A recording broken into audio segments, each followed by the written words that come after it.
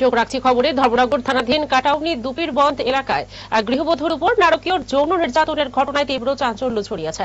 অভিযোগ, চলতি জুন মাসের 3 তারিখ সন্ধ্যায় বাজার শেষে সন্তানদের নিয়ে বাড়ি ফেরার পথে একা পেয়ে অভিযুক্ত আছার উদ্দিন গৃহবধূকে জোর করে নিজের বাড়িতে নিয়ে যায়। সেখানে তার স্ত্রী হাজিরা বেগম ও পুত্রবধূ মিলে গৃহবধূর উপর চালায় অমানবিক শারীরিক অত্যাচার। তীব্র যন্ত্রণায় অজ্ঞান হয়ে পড়েন গৃহবধূ।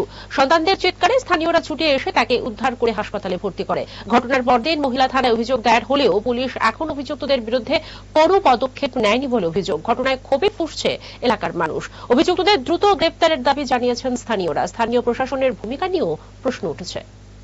দুবিমানের গ্রাম পঞ্চায়েতের একদম নিরীহ একজন মহিলা সাকিনা বেগমকে প্রত্যহ আসা যাওয়ার সময় বিভিন্নভাবে উত্ত্যক্ত করত বাজে ইঙ্গিতের মাধ্যমে। উনি বাধ্য হয়ে অনেকদিন সহ্য করার পর উনি বাধ্য হয়ে একদিন সেই বিজেপি নেতার উপর অকথ্য ভাষায় গালিগালাজ করেন এবং এই ধরনের ঘটনা করলে পঞ্চায়েতের কাছে এবং গ্রামের মানুষের কাছে বিচার প্রার্থী হবেন বলে হুঁশিয়ারি দেন।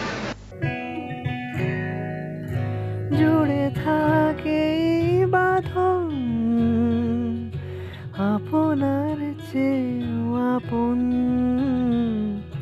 জুড়ে থাকে বাঁধন আপনার চেয়েও আপন।